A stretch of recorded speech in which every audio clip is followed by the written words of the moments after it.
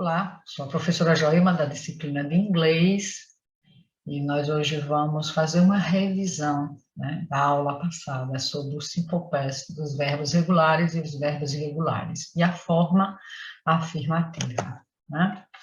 Como eu tinha dito na aula passada, a gente usa o simple past para falar de ações que foram concluídas no passado, elas aconteceram e terminaram lá no passado.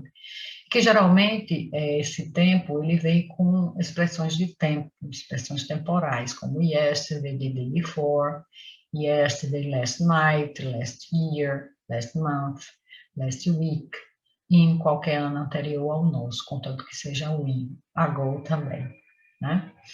Eu disse também o seguinte, que quando nós usamos o verbo em inglês no simple past, o verbo ele não sofre variação de uma pessoa para outra. Ele é igual.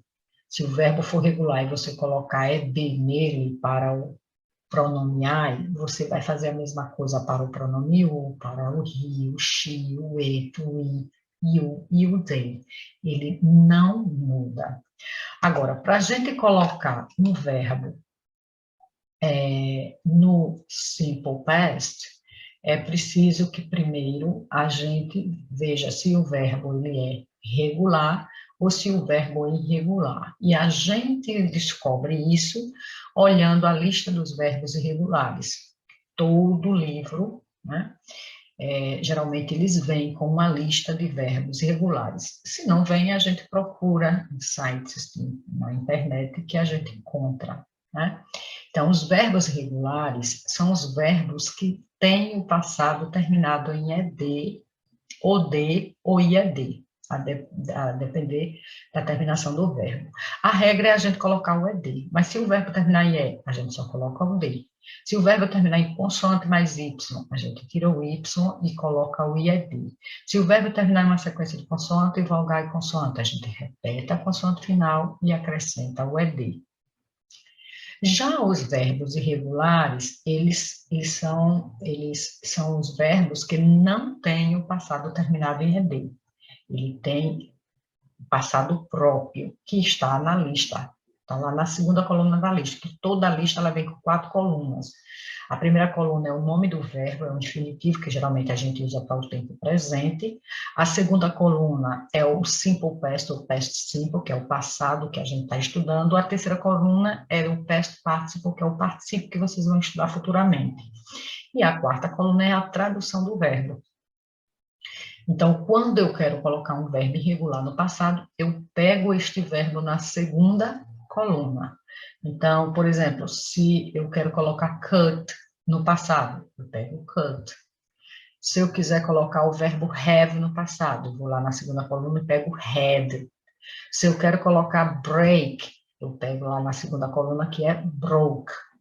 Tá? É dessa forma. Então, é assim, toda a lista de verbos regulares, ela vem dessa forma.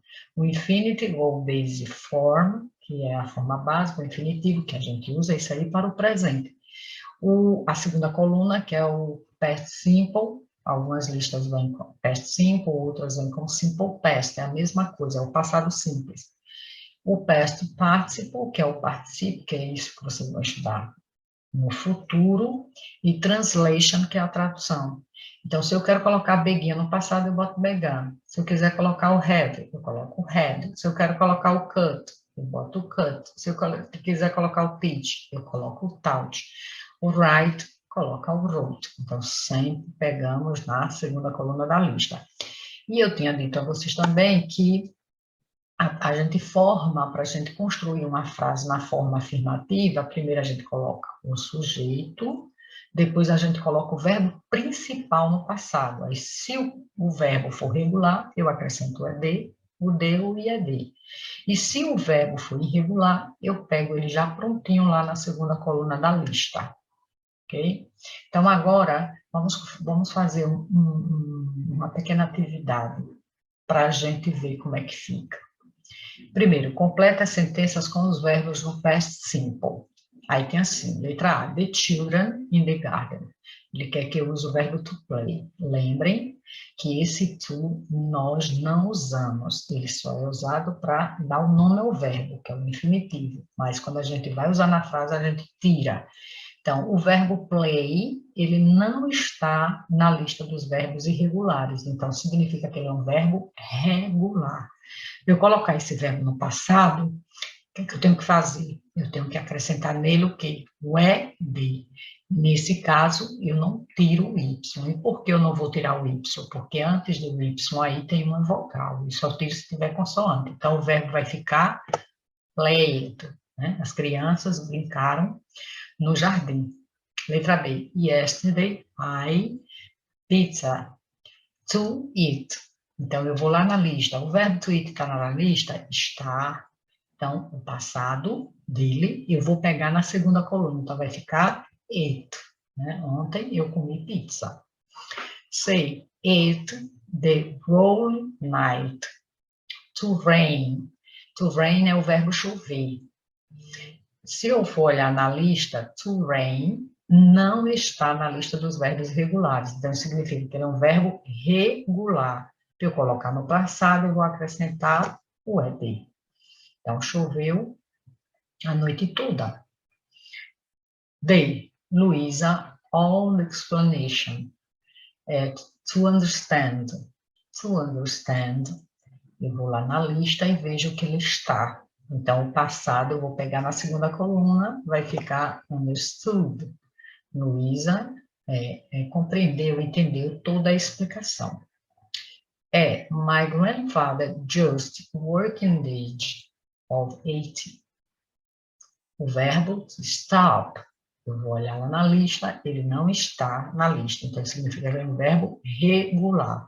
Só que esse verbo termina em consoante, vogal e consoante. Então, o que é que eu faço? Repito a consoante final e acrescento o ED.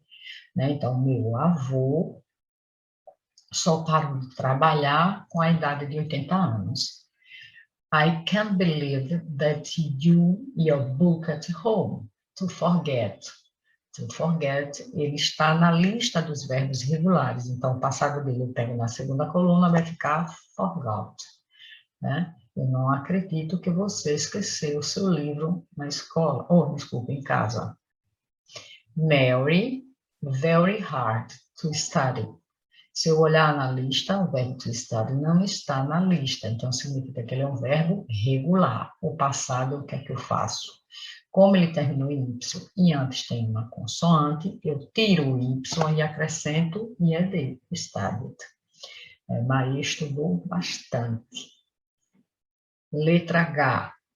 My day better than yesterday. To be.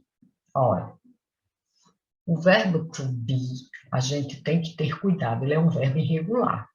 Mas se vocês olharem na segunda coluna da lista, tem duas formas lá escritas. Tem o was, W-A-S, e tem o were, W-E-R-E.